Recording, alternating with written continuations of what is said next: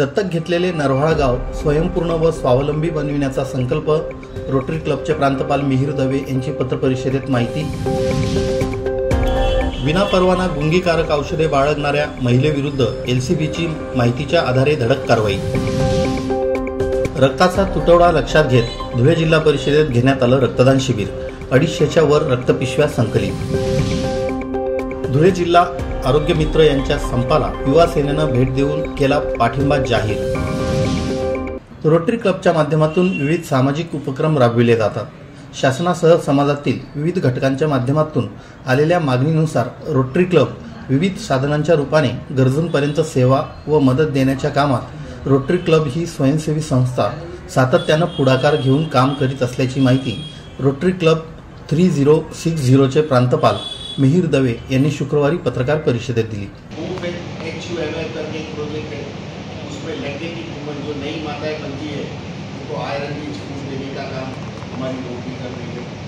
और इधर भी हम सोच रहे हैं कि वो फॉर पेशेंट्स के एडॉप्शन का काम आज से ही चालू कर दें तो नेक्स्ट 1 वीक में हमारे पास लिस्ट आ जाएगा नियर बाय एरियाज का और उनको प्रोटीन बीज को विदाउट एनी चार्ज हम उसके गाँव तक उसके घर तक हम पहुँचा सकते।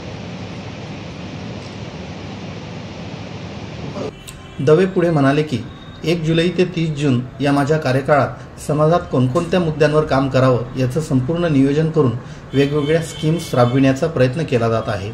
आज हॉकर्सना व्यवसायाकरिता मोठ्या व्यावसायिक छत्री भेट देण्यात आल्या। आगामी काळात संपूर्ण शहरात 500 छत्र्या उपलब्ध करून देण्याचं नियोजन आहे। गरजू रुग्णांच्या डायबिटीज तपासणी करण्यात आल्या। आतापर्यंत रोटरी क्लबनं स्वच्छता, आरोग्य, solar system, rain water harvesting, गोबर गॅस, कॅन्सर जनजागृती, शिलाई मशीन वाटप, पोलिओ ड्रॉप्स जनजागृती व लसीकरण, शाळांना शालेय साहित्य वाटप, विद्यार्थ्यांना वह्या वाटप अशी अनेक समाजसेवेची भरीव कामे केली असून ही सामाजिक कार्याची परंपरा सातत्यानं सुरू आहे। यापुढे व्होकेशनल ट्रेनिंगच्या माध्यमातून गरजूंना मदत केली जाणार आहे। ऑटिझम सेंटरच्या प्रस्तावावर देखील काम सुरू आहे। रोव्हर बिल्डकॉन हा रोटरी क्लबचा सर्वात मोठा कार्यक्रम दरवर्षी आयोजित केला जात असतो। कोरोनाच्या काळात रोटरीनं आपले 40 सदस्य गमावले। या काळातही रोटरीचं काम थांबलेलं नव्हतं। सामाजिक उत्तरदायित्व निभावत मास्क वाटप, vaccination, oxygen pipeline, ventilator, digital xray machine इत्यादी सेवा पुरविण्यात आल्या। धुळे तालुक्यातील गोंदूर गावाजवळ आदिवासी वस्तीत पाणी पुरवठा पाईपलाईन करून या परिसरास इनरव्हिल ग्राम असं नाव देण्यात आलं। रोटरी क्लबच्या धुळे युनिटने तालुक्यातील नरवाळ हे गाव दत्तक घेतलं असून या गावात विविध सोयी सुविधा उपलब्ध करून गाव स्वावलंबी व स्वयंपूर्ण बनविण्याचा संकल्प आहे असं सांगून रोटरी क्लबच्या विविध प्लॅटफॉर्म्सबद्दल व विंग्सबद्दल सविस्तर माहिती दवे यांनी दिली। पत्रकार परिषदेला रोटरी क्लबच्या फर्स्ट लेडी वैशाली दवे, अध्यक्ष दीपक जैन, सेक्रेटरी विलास कोठावदे, माजी अध्यक्ष राजेश वाणी, आशुतोष जोशी यांच्यासह पत्रकार बांधव उपस्थित होते। भी डिस्ट्रीब्यूट किया है। We have also taken the diabetes checkup camp और सिद्धेश्वर हॉस्पिटल में हमने डायबिटीज चेकअप कैंप का भी आज आयोजन किया है और अभी टेली मिला है तो 82 पेशेंट्स ने उसका लाभ दिया है और ये प्रोजेक्ट ऑनगोइंग चलता रहेगा और 1 महीने तक जितने भी पेशेंट्स होंगे उनको हम करेंगे। और मैं अभी आप प्रेस कॉन्फ्रेंस को आपको बता रहा हूँ, आप सब प्रेस के जो भी हेल्थ के चेकअप करवाना है वो हमारी रोटरी क्लब ऑफ दुलिया करेगी। This is my assurance.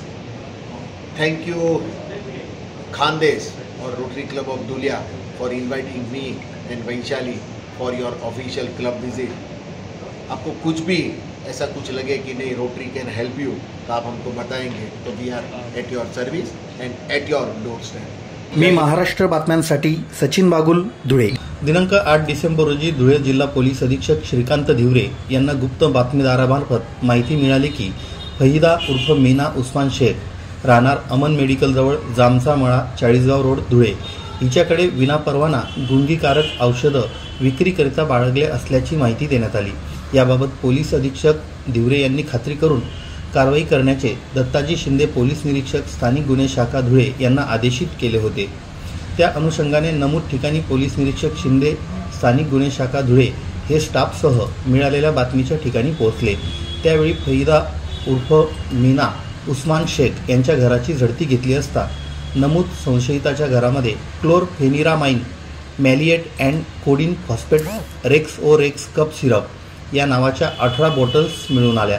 त्यांची किंमत 2,151 रुपये 80 पैसे इतकी असून ती गुंगीकारक औषधे जप्त करण्यात आली आहेत। ही गुंगीकारक औषधे बाळगण्याचा अगर विकण्याचा कुठलाही परवाना नसताना तसेच डॉक्टरांच्या विना प्रिस्क्रिप्शन शिवाय बाळगणे म्हणून योग्य ती कारवाई करून सदर गुंगीकारक औषधांच्या बाटल्या जप्त करून त्या महिलेला ताब्यात घेण्यात आलं। ही कारवाई पोलीस अधीक्षक श्रीकांत दिवरे, अप्पर पोलीस अधीक्षक किशोर काळे यांच्या सूचना व मार्गदर्शनाखाली एलसीबीचे पोलीस निरीक्षक Dattatray Shinde, API Sandeep Patil, PSI Vinod Pawar, Amarjit More, ASI Dilip Khonde, police head constable Machhindra Patil, police naik Shashikant Deore, police constable Sagar Shirke, police constable Jitendra Wagh, Arshal Chaudhari व चाळीसगाव रोड पोलीस ठाणे येथील police head constable Avinash Wagh, police constable Sarang Shinde व महिला पोलीस कॉन्स्टेबल माधुरी हटकर यांनी केली। एका गोपनीय फोनद्वारे अशी माहिती प्राप्त झाली होती की जामच्या मळा चाळीसगाव रोड येथे फैदा उर्फ मीना उस्मान शेख राहणार राहुल मेडिकल जवळ या अवैधरित्या क्लोरोफिरामाइन मिलेट अँड कोडिन फॉस्फेट असे कप सिरप नशेसाठी ती विक्री करत आहे अशी एक बातमी मिळाली होती। त्या अनुषंगाने फैदा उर्फ मीना उस्मान शेख यांच्या घरात झडती घेतली असता आपल्याला सदरचे हे कप सिरप मिळून आलेले आहे। सदरच्या भागामध्ये आपण मोठ्या प्रमाणावर पाहतो की या प्रकारे ॲडिक्शन वाढलेलं आहे आणि हे सिरप पिऊन देखील मोठ्या प्रमाणामध्ये तरुणांमध्ये याचं ॲडिक्शन प्रचंड प्रमाणात वाढलेलं आहे। त्या अनुषंगाने कारवाई अत्यंत महत्त्वाची आहे। याच्यामध्ये आपण एनडीपीएस ऍक्ट खाली गुन्हा दाखल करण्याची प्रक्रिया सुरू आहे। मी महाराष्ट्र बातम्यांसाठी सचिन बागुल, धुळे। धुळे जिल्ह्यात रक्ताचा तुटवडा जाणवत असल्यानं भाऊसाहेब हिरे वैद्यकीय महाविद्यालय व जिल्हा सरकारी रुग्णालय तसेच खासगी रुग्णालयांमध्ये रुग्णांसाठी रक्तसाठा असणं महत्त्वाचं आहे। रक्त उपलब्ध होण्यापासून रुग्ण वंचित राहता कामा नये या जाणीवेतून हिरे वैद्यकीय महाविद्यालयाच्या अधिष्ठातांनी शासकीय विभागांना रक्तदान शिबिरे घेण्याचं सूचित केलं होतं। त्यानुसार धुळे जिल्हाधिकारी अभिनव गोयल यांनी बैठक घेऊन शासकीय यंत्रणांसह खासगी स्वयंसेवी संस्थांना रक्तदानासाठी पुढे येण्याचं आवाहन केलं होतं। त्यास तात्काळ सकारात्मक प्रतिसाद देत धुळे जिल्हा परिषदेचे पदाधिकारी तसेच अधिकारी व कर्मचाऱ्यांच्या संघटनेतर्फे रक्तदान शिबिर आयोजित करण्यात आलं होतं। हे रक्तदान शिबिर धुळे जिल्हा परिषदेच्या यशवंतराव चव्हाण सभागृहात शुक्रवारी पार पडलं।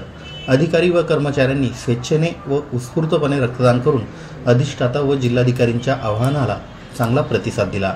सकाळी 9 वाजता सुरू झालेल्या या रक्तदान शिबिरात दुपारी 2 वाजेपर्यंत 250च्या वर रक्तदानाच्या पिशव्या संकलित झाल्या होत्या। सायंकाळी 5 वाजेपर्यंत हे रक्तदान शिबिर सुरू होतं। यशवंतराव चव्हाण सभागृहामध्ये रक्तदान शिबिर सकाळी 9 वाजेपासून साधारणतः आता 2:30 वाजत आलेले आहेत। आत्तापर्यंत 250 जिल्हा परिषदेचे पदाधिकारी, अधिकारी, कर्मचारी यांनी स्वखुशीने आणि खूप उत्स्फूर्तपणे सहभाग घेऊन या ठिकाणी रक्तदान केलेलं आहे। आपल्या सर्वांना माहिती आहे की आपल्या जिल्ह्यामध्ये विशेषतः हिरे रुग्णालयामध्ये अतिशय गरीब त्या ठिकाणी पेशंट येत असतात आणि त्या पेशंटला रक्ताची गरज असते। साधारणतः दिवसाला 30 ते 50 असं व्हॅरिएशन एवढ्या बॅग्स लागतात आणि वर्षातनं किमान 1 किंवा 2 वेळा कधीतरी असा रक्ताचा तुटवडा निर्माण होतो। त्या दृष्टिकोनातून हिरे मेडिकल कॉलेजचे डीन श्री मोरे साहेब आणि माननीय जिल्हाधिकारी अभिनव गोयल साहेब यांनी आवाहन केल्यानुसार जिल्हा प्रशासनाला त्यांनी काल आवाहन केलं की आपल्याकडं जे अधिकारी कर्मचारी आहेत त्यांचा एक ब्लड कॅम्प लावावा।